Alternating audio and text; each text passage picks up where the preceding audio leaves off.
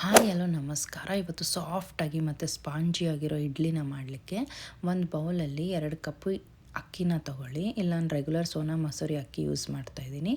ನೀವು ಇಡ್ಲಿ ಅಕ್ಕಿ ಕೂಡ ಬಳಸ್ಕೋಬೋದು.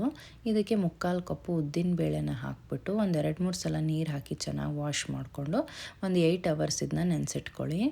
ಈಗ ಇದೊಂದು 8 ಅವರ್ಸಿಂದ ಚೆನ್ನಾಗಿ ನೆನ್ಕೊಂಡಿದೆ. ಇವಾಗ ರುಬ್ಬೋಕ್ಕೂ ಮುಂಚೆ ಒಂದು 3/4 ಕಪ್ಪಿನಷ್ಟು ಮಂಡಕ್ಕಿನ ತೊಗೊಂಡು ನೀರು ಹಾಕ್ಬಿಟ್ಟು ಒಂದು 5 ನಿಮಿಷ ಇದನ್ನ ನೆನೆಸಿಟ್ಕೊಳ್ಳಿ.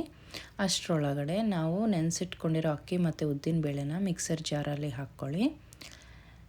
ಇದಕ್ಕೆ ಮಂಡಕ್ಕಿ ನೆನೆಸಿಟ್ಟಿರ್ತೀವಲ್ವ, ಅದರ ನೀರನ್ನೆಲ್ಲ ತೆಗೆದುಬಿಟ್ಟು ಮಂಡಕ್ಕಿನ ಹಾಕ್ಕೊಂಡು ನೀರು ಹಾಕ್ಕೊಂಡು ನುಣ್ಣಗೆ ಇದನ್ನ ರುಬ್ಕೊಳ್ಳಿ.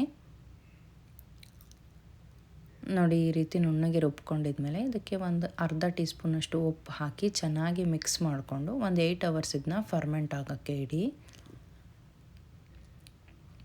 ಈಗ ಇದೊಂದು 8 ಅವರ್ಸ್ ಆಗಿದೆ. ನೋಡಿ ಹಿಟ್ಟು ಎಷ್ಟು ಚೆನ್ನಾಗಿ ಉಬ್ಬಿದೆ ಅಂತ, ಎಲ್ಲ ಈ ರೀತಿ ಬಬಲ್ಸ್ ಬಂದಿದೆ. ಈಗ ನಾವು ಎಷ್ಟು ಇಡ್ಲಿ ಮಾಡ್ತೀವೋ ಅಷ್ಟು ಹಿಟ್ಟನ್ನ ಮಾತ್ರ ತಕ್ಕೊಂಡು ಅದಕ್ಕೆ ನಾನು ಒಂದು 1/4 ಟೀ ಸ್ಪೂನ್ನಷ್ಟು ಸೋಡಾನ ಬಳಸ್ತಾ ಇದ್ದೀನಿ. ನೀವು ಬಿಸಿ ಇಡ್ಲಿ ಹಾಗೆ ತಿಂದರೆ ಇದು ಸಾಫ್ಟಾಗೇ ಇರುತ್ತೆ. ಆದರೆ ನೀವು ಲಂಚ್ ಬಾಕ್ಸಿಗೆ ಯೂಸ್ ಮಾಡ್ತಾಯಿದ್ದೀರಿ, ಇಲ್ಲ ಅಂದರೆ ಆಮೇಲೆ ತಿಂತೀರಾ ಸ್ವಲ್ಪ ತಣ್ಣಗಾದ್ಮೇಲೆ ಅಂದರೆ ಅದಕ್ಕೆ ಒಂದು ಸ್ವಲ್ಪ ಸೋಡಾ ಹಾಕ್ಕೊಂಡ್ರೆ ತುಂಬ ಹೊತ್ತು ಸಾಫ್ಟಾಗಿರುತ್ತೆ. ಈಗ ಇಡ್ಲಿ ಪಾತ್ರೆನ ಒಂದು ಸ್ವಲ್ಪ ನೀರು ಹಾಕಿಬಿಟ್ಟು ಸ್ಟೀಮ್ ಮಾಡಿ ಇಟ್ಕೊಳ್ಳಿ. ಆಮೇಲೆ ಇಡ್ಲಿ ಪ್ಲೇಟ್ಸ್ಗಳಿಗೆಲ್ಲ ಒಂಚೂರು ಎಣ್ಣೆ ಹಚ್ಕೊಂಡ್ಬಿಟ್ಟು ನಾವು ಮಾಡಿಟ್ಟಿರೋ ಹಿಟ್ಟನ್ನೆಲ್ಲ ಪ್ಲೇಟ್ಸ್ಗೆ ಹಾಕ್ಕೊಂಡು ರೆಡಿಯಾಗಿ ಇಟ್ಕೊಳ್ಳಿ. ಈಗ ಇಡ್ಲಿ ಪಾತ್ರೆಯಲ್ಲಿ ಸ್ಟೀಮ್ ಬರ್ತಾ ಇದೆ ಚೆನ್ನಾಗಿ. ಈಗ ನಾವು ಮಾಡಿಟ್ಟಿರೋ ಇಡ್ಲಿ ಪ್ಲೇಟ್ಸ್ನೆಲ್ಲ ಅದರೊಳಗಡೆ ಇಟ್ಟು ಒಂದು 10ರಿಂದ 12 ನಿಮಿಷ ಇದನ್ನ ಸ್ಟೀಮ್ ಆಗೋಕ್ಕೆ ಕೊಡಿ. ಈಗ ಇದೊಂದು 12 ನಿಮಿಷದಲ್ಲಿ ಚೆನ್ನಾಗಿ ಸ್ಟೀಮ್ ಆಗಿದೆ. ಒಂದು 2 ನಿಮಿಷ ಹಾಗೆ ಬಿಟ್ಟು ಒಂದು ಬೌಲಲ್ಲಿ ಒಂದು ನೀರು ತೊಗೊಂಬಿಟ್ಟು ಅದರಲ್ಲಿ ಸ್ಪೂನ್ನ ಹತ್ಕೊಂಬಿಡಿ ಫಸ್ಟು.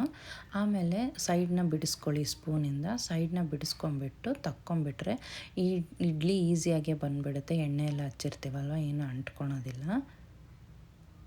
ಈಗ ನೋಡಿ ಇಡ್ಲಿ ರೆಡಿಯಾಗಿದೆ. ಎಷ್ಟು ಸಾಫ್ಟ್ ಆ್ಯಂಡ್ ಸ್ಪಾಂಜಿಯಾಗಿ ಬಂದಿದೆ ಮತ್ತು ಎಷ್ಟು ಗೂಡಾಗಿ ಬಂದಿದೆ ಅಂತ.